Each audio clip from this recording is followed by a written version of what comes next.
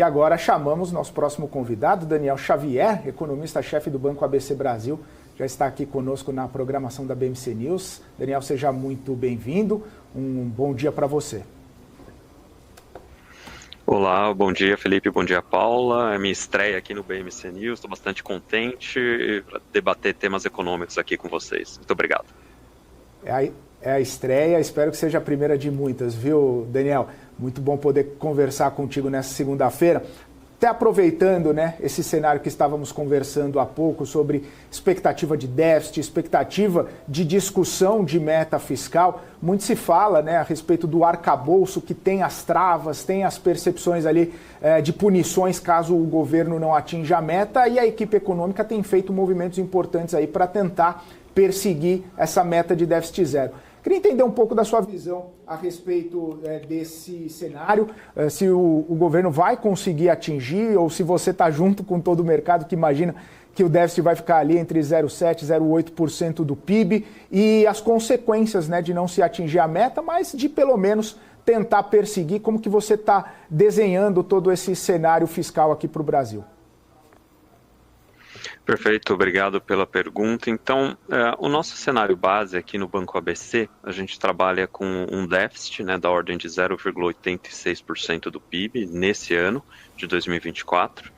Ou seja, a gente não deve observar, né, o déficit zero pleiteado pelo governo, tal como estipulado no arcabouço. Ainda assim, a gente entende que esse número, né, uma vez confirmado, ele não deve causar tanto efeito nas expectativas de mercado ou nas expectativas de inflação. Exatamente porque boa parte do mercado, quando a gente olha, né, os indicadores de expectativas de mercado para as variáveis econômicas, eles já trabalham com um cenário de déficits ao longo desse e dos próximos anos. E esse cenário de déficits recorrentes, ele também é utilizado quando você projeta, né, a inflação, né, através dos modelos econométricos do Banco Central. Então, esse cenário já está um tanto embutido nas expectativas e nas expectativas de inflação também. Né? Aí vamos lá, respondendo a primeira parte, né, por que o arcabouço ele ainda não é suficiente para equilibrar, para gerar o déficit zero?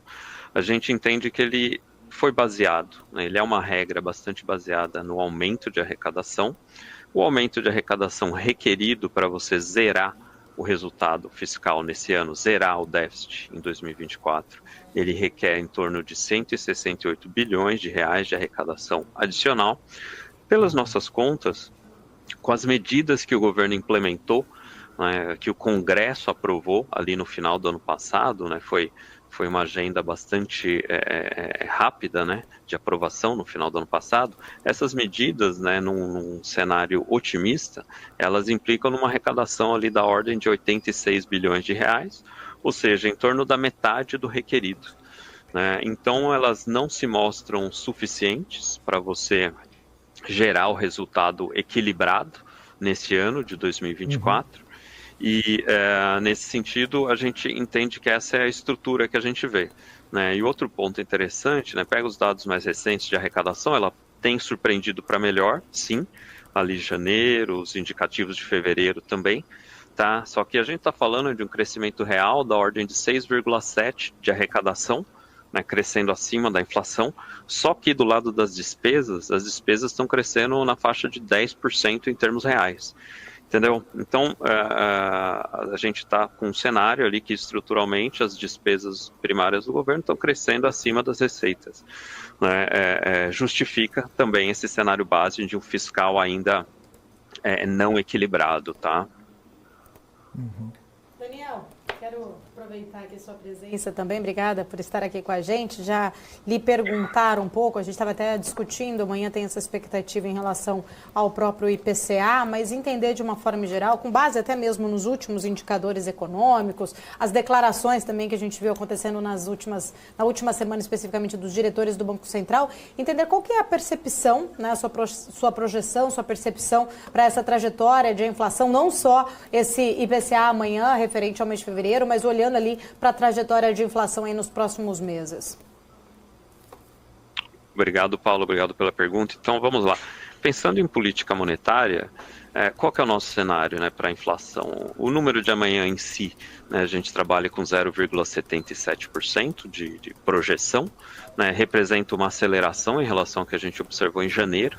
Ainda assim, a gente entende que uma parte dessa aceleração vai ser explicada, né, pela alta sazonal de mensalidades escolares, um comportamento ainda altista, né, quando a gente olha ali para alguns preços, né, de alimentos, né, uma inflação de alimentos um pouquinho acima da média para esse início de ano. Ainda assim, olhando para frente, as perspectivas ali para março e para abril, a gente entende que a tendência da inflação mensal é de desacelerar. Esse ajuste sazonal de serviços, ele tende a refluir, né, ele fica ali mais próximo de zero quando a gente pega esses indicadores de mensalidades escolares, educação também, né, e com isso, né, a tendência para a inflação de serviços como um todo ao longo do ano, né, de 2024 também é de desaceleração. A gente projeta ali 4,5% para a inflação de serviços ao final desse ano, né, lembrando que a inflação de serviços ela representa dentro do IPCA em torno de 35% do índice, então ela dita, né, a tendência para o IPCA geral, né. O IPCA geral tem diversos componentes, né, além da inflação de serviços, tem inflação de alimentos, bens industriais, bens administrados, né. Então, com isso, né, com a inflação de serviços desacelerando, tal como a gente projeta no nosso cenário, a gente entende que o IPCA deste ano, de 2024, ficará dentro do intervalo das metas, né, a gente tem 4% de projeção numérica, né, para o IPCA desse ano, indo ao longo do ano que vem para 3,3%, ou seja, tanto nesse ano como no próximo, né, o que a gente enxerga com o cenário atual, o cenário corrente, é redução das pressões de inflação, redução do IPCA para dentro do intervalo das metas perseguidas pelo BC.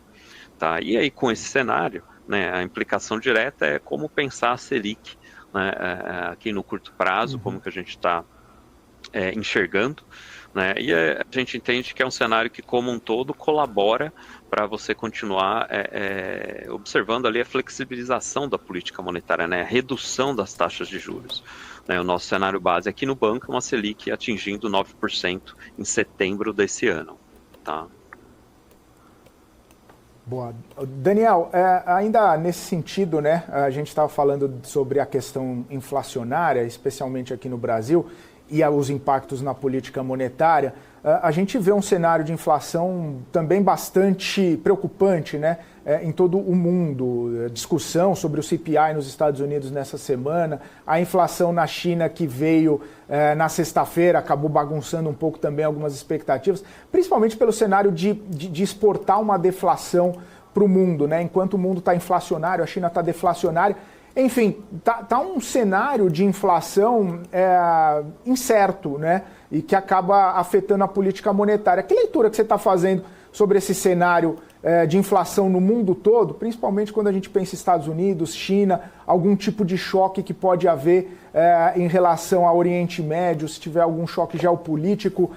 Como que você está monitorando e precificando e até mesmo colocando nesse quebra-cabeça esses cenários um pouco mais complexos, né, que acabam de uma forma ou de outra impactando também aqui na condução da política monetária brasileira? Perfeito, obrigado pela pergunta, Felipe. Então, vamos lá. Para respondê-la, acho que é importante você pensar que cada país, né, cada região do mundo, você tem um ciclo econômico, né, e um ciclo monetário diferente. Né? Então, você tem aqui os emergentes, né, que experimentaram uma pressão inflacionária bem rápida, né, na recuperação do pós-Covid. Consequentemente, boa parte dos bancos centrais emergentes tem ajustado os juros, né, de forma mais rápida, né, e de forma antecedente, né, aos ajustes de juros pelos bancos centrais desenvolvidos, tá? E, do outro lado, os BCs desenvolvidos, né, eles demoraram mais para reagir frente a essas pressões inflacionárias globais do pós-Covid. Né, você teve uma série de choques, né, como você bem citou ali, foram choques do lado da oferta, né, quando você analisa as cadeias de suprimento, né, que tiveram uma série de dificuldades ali no pós-pandemia, agora atualmente, né, o fluxo de petróleo ali pelo Mar Vermelho, pelas regiões relevantes ali do Oriente Médio, né, todos representam choques sobre a oferta global de suprimentos, tais como o petróleo, né, e afetam cada um desses países, cada uma dessas regiões, em uma fase diferente do ciclo econômico e monetário.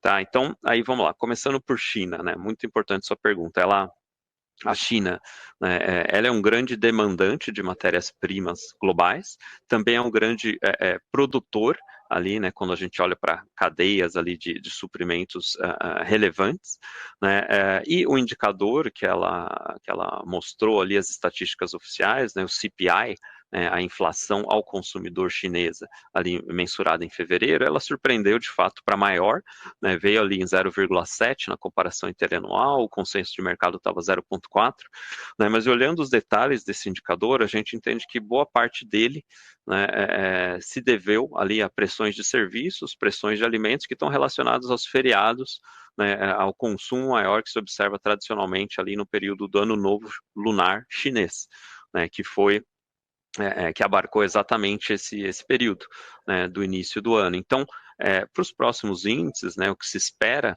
né, é um arrefecimento dessas pressões e taxas de inflação mais baixas, né, as projeções ali para esse ano, né, num cenário base ali, a gente trabalha com algo em torno de 0,5, 0,6 para o CPI chinês, né, lembrando que a meta deles é de 3%, né, então está bastante abaixo da meta inflacionária lá na China, tá, isso vai viabilizar a continuidade da política de queda de juros lá, né, de estímulos monetários lá, né, eles reduzem juros, reduzem compulsórios bancários também, tá? E, né, o ponto importante é quando você olha no atacado chinês, né, o PPI continua em deflação, né, os preços atacadistas lá estão caindo e caíram nessa mesma divulgação 2,7% em fevereiro. Né? Então, o PPI, né, os preços no atacado caindo, eles asseguram que o cenário para o CPI, né, para os preços ao consumidor, continuará benigno. Tá? Então, a gente entende que foi um evento temporário ali, uma subida, né, temporária de preços, tal como medida pelo CPI, né?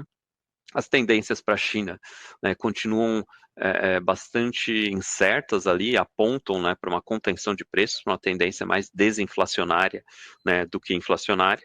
Né? Hoje mesmo isso está bastante evidente aí quando a gente olha commodities metálicas, né, principalmente minério de ferro, né, recuando bastante ali nos futuros, nas praças relevantes, tá? E aí pensando em Estados Unidos, né, o que isso implica? Bom, a gente vê que a China não deve incomodar, né, quando a gente olha pressões de preços industriais, pressões de matérias-primas, tá? Então a inflação industrial no mundo, né, ela não deve incomodar. Aqui no Brasil também, tá? Ela está bem ali mansinha, né?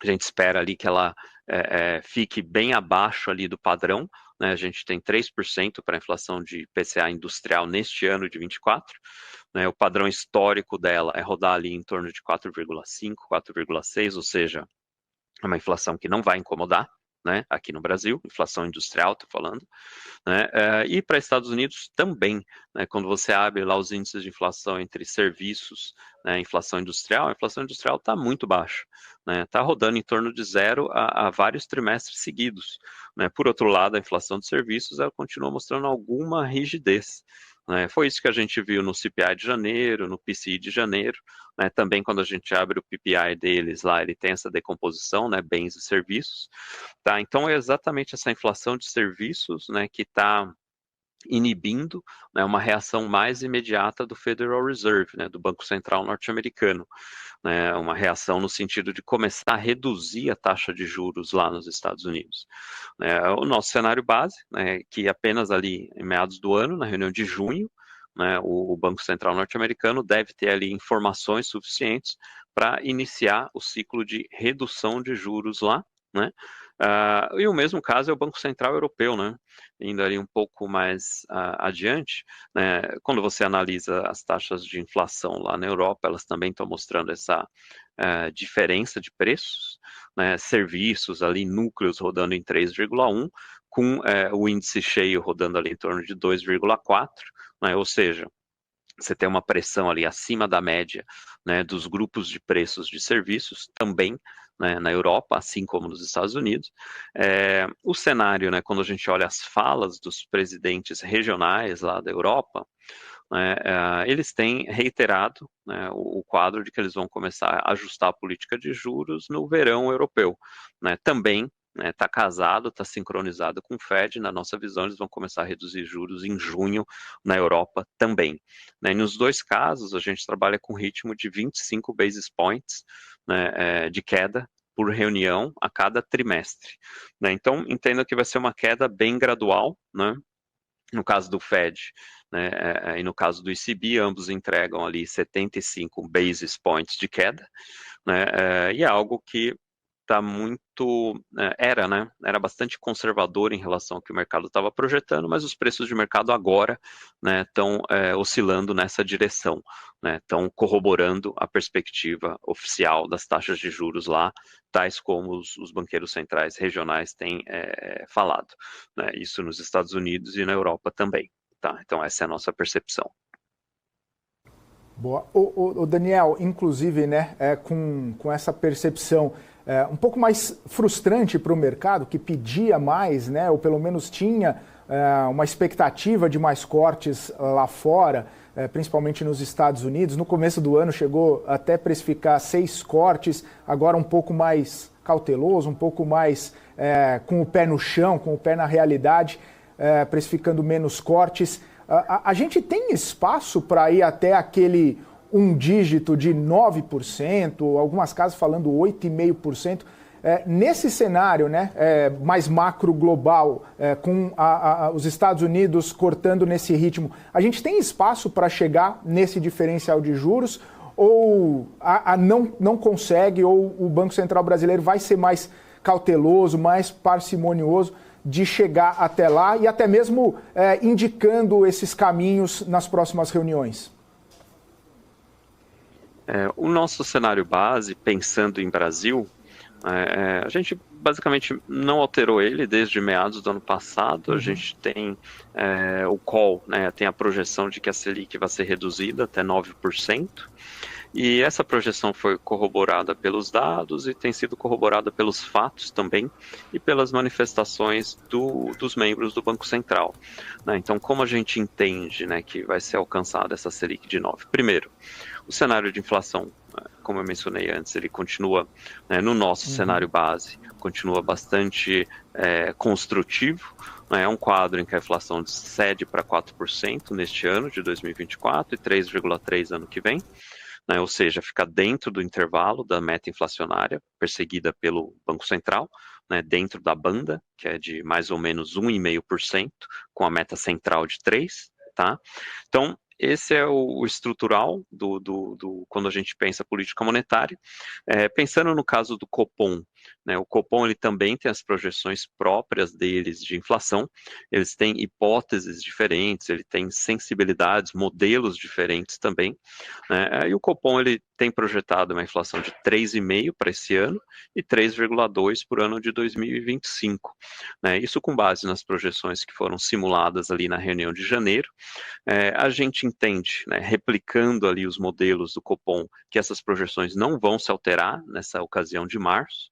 Então, ele vai continuar sinalizando com isso, né, aquele compromisso no plural, né, que as duas próximas reuniões são condizentes ali com a continuidade do ciclo, ao ritmo de 50 basis points de queda. A gente entende que agora, em março, não é a ocasião dele tirar, dele reduzir isso, né, passar a trabalhar com singular. Ele deve fazê-lo, né, apenas ali mais para meados de ano, provavelmente a reunião de maio, mas junho é mais assegurado que ele vai alterar esse forward guidance, mas ele não deve alterar a postura da política monetária, que vai continuar, né, reduzindo a taxa de juros, ou seja, uma postura de política monetária mais expansionista, né, isso que a gente está vivenciando. Então, sim, a gente entende que há espaço para ele caminhar para 9%, né, mas ele vai caminhar nesse ritmo gradual, né, e cauteloso que ele tem mencionado, e apropriado também. Né, a gente entende que 50 basis points por reunião, ela é um ritmo adequado para avaliar o cenário, né, de 45 em 45 dias, que é quando ocorrem as reuniões do Copom, né, e é isso que o Banco Central tem implementado. Não nos parece que ele vá mudá-lo agora, né, pelo contrário, a gente só reforça esse cenário de uma Selic mais baixa adiante, em 9%. Tá?